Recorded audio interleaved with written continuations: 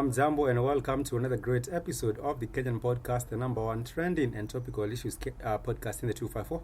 I do hope that everyone is doing fantastic and you are excited to be with us on yet another episode where we get to show you a different side of this coin that we call the 254.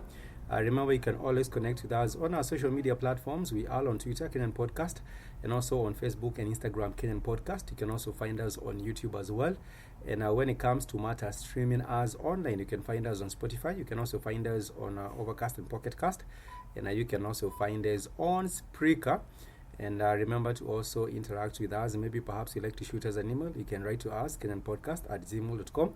And maybe perhaps you can share with us some suggestions or some opinions or feedback on some of the episodes that you have been listening to of the Kenyan Podcast on any of your favorite streaming platforms.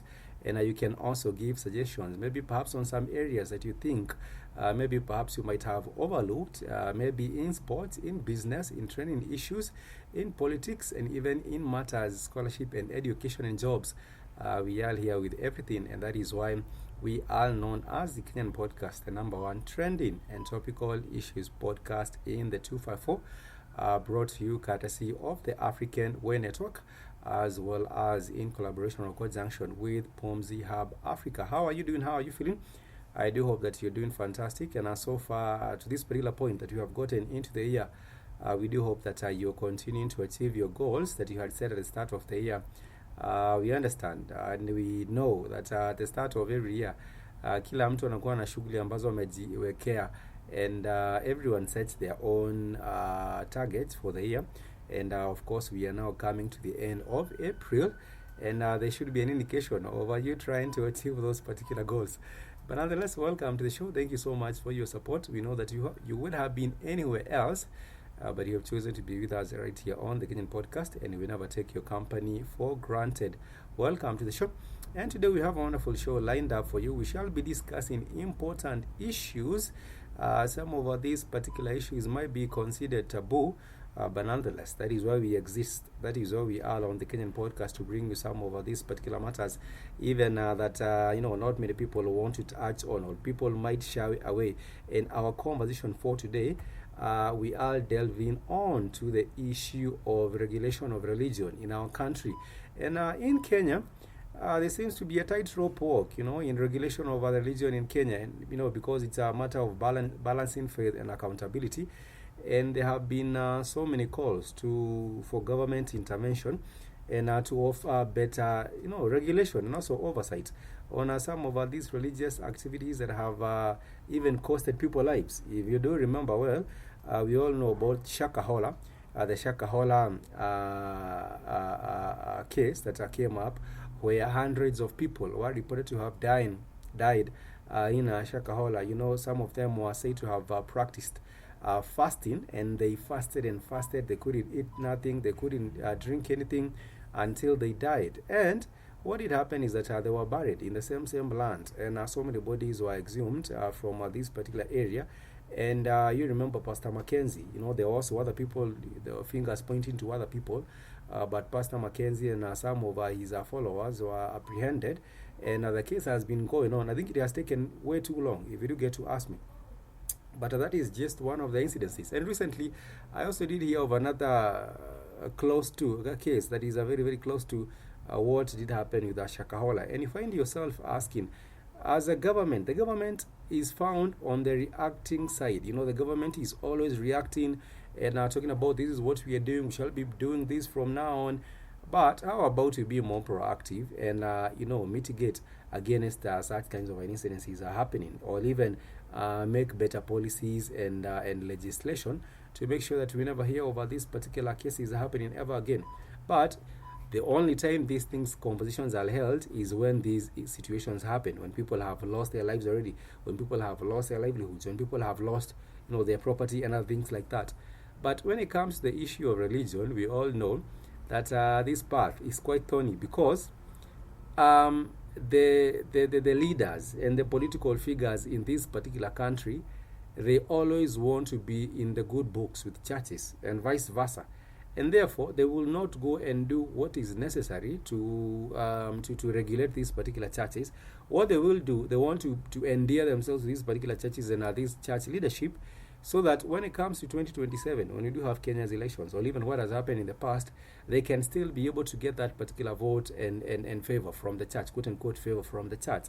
And therefore, you will find even these political leaders being in bed with these the religious leaders being in bed with these political leaders, because there's also gains to be found. For example, when their church is being built, these mega harambes that are organized, you'll find the president has been invited, the vice president, the deputy president has been invited, this particular minister or that other particular leader of that political party, and therefore, all or both these two are intertwined, the church and the state. You do find them being intertwined, or what you can call as the Siamese twins were joined at the hip. Luckily, the Siamese twins were separated. I do not know if the same is to be said of the church and the state right here in the country. And some people, if you do remember with the case with Pastor Mackenzie's case, and also the Shakahola case, there was one particular pastor that was apprehended, and he said that if you try speak against the tabernacle or speak against the church, then you will have repercussions. You will kitawaramba. That is exactly the word that was used in that particular case. They said that kitawaramba. And there is also that sort of reverence and fear by some of these leaders that if they speak against what is being done and what is going wrong with the churches, then there will be spiritual, quote-unquote, spiritual repercussions. That is some of the things that have been said. But nonetheless, let me know how you feel about this particular issue. Should churches and religious institutions or organizations be regulated in our country, Kenya? Because, like I did say, there has been a growing concerns, and these growing concerns do not just come up just like that. This is a crucial debate that has to be had, and we are talking about the necessity for regulation because there is, the exploitation of some of the followers. In some churches, we do find even some of the followers being slapped and beaten and things like that, being exploited. Others are even being exploited financially. You'll be told the small money that you do have, bring it here. And maybe you have other responsibilities, paying children school fees for your children, and also other things that you need to be doing. But then again, there is that financial exploitation, all in the name of spiritual leadership. They do say it's the sheep and it's the shepherd. And in that particular kind of a situation, there is also the element of coercion.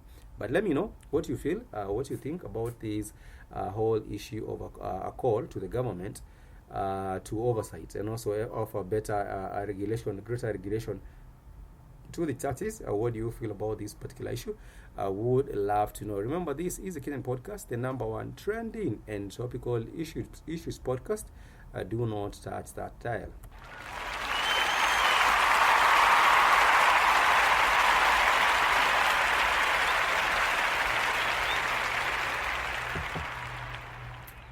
Yes, and this is a conversation that we are having regarding whether should religious organizations or institutions be regulated by the government. First and foremost, apart from just this whole issue of exploitation, you do realize that in some places there is extremism and harmful doctrines. Like I did say with Shakahola, people are worried about what they need to do, to take away their own lives, and then they will go to heaven and things like that, to give their property and their money, and they will get other property in heaven and things like that.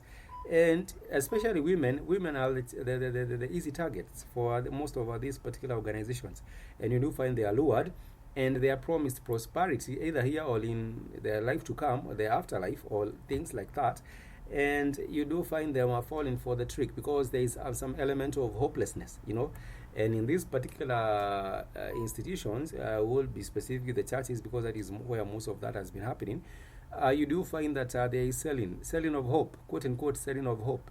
Watu wanauziwa hope. You're told tomorrow will be better, but today you need to sacrifice and give your money, give fast and do all these things. There is a price to pay. But then again, you do find that those vulnerable followers are not being protected. Some of these religious entities have become just breeding grounds for exploitation, and you do find that often in times, these people are seeking spiritual guidance, but they are also susceptible to financial manipulation and emotional abuse, because you're told you have done wrong, and then now this is why this is happening to you. Maybe perhaps for some who even go to church to get prayed for because of sicknesses and ailments. Some of them are subject to emotional abuse. Some of these organizations are also offering harmful teachings.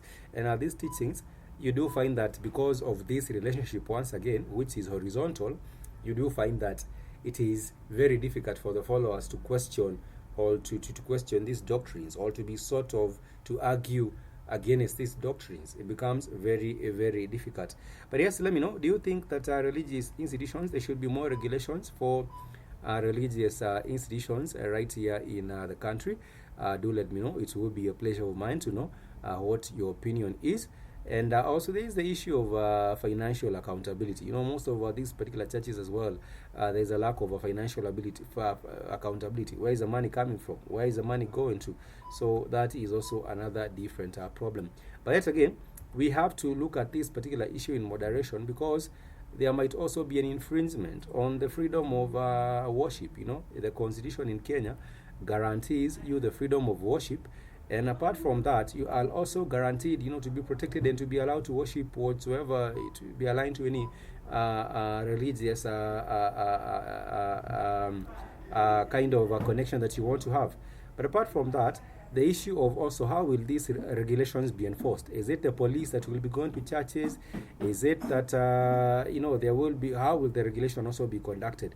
That is also the problem. And apart from that, there is also another big issue of political influence, because someone might say a particular church, I'm at loggerheads with the pastor of this particular church, and therefore I want his church to be closed right now. And that particular whole issue might bring up the matter of political interference, because someone is trying to settle old scores.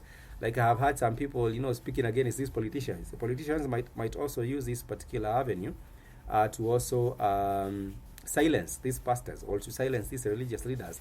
In some cases, some religious leaders have refused to take the money that is being dished out by these politicians, and they might also be deemed to be against, and they might be at loggerheads with these particular leaders. And therefore, there is a question of how can this whole issue be implemented, and will there be political influence. But from a personal perspective, I will just say that there needs to be moderate regulation of churches. There needs to be like a register where we can know this church is registered. This is under these particular people.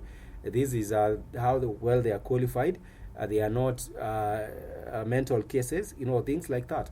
And that is where we should have a line drawn between these rogue preachers, or these rogue ministers of the quote-unquote the gospel, and the people that are actually supposed to be doing it and are doing it well. That is my opinion. But let me know what you think. You can write to us, kenyanpodcast@gmail.com. You can also drop your comments on Twitter at Kenyan Podcast, and also on Facebook as well. You can slide into our DMs also on Instagram. And I thank you so much for subscribing to this particular platform. And if you haven't shared this particular podcast with your friends as well, make sure you do so. We appreciate and value your support and your feedback. Much peace and love. Till next time, I want to wish you happy and a productive rest of your week. Kwaheri sana, goodbye, and kwaheri ya kuonana.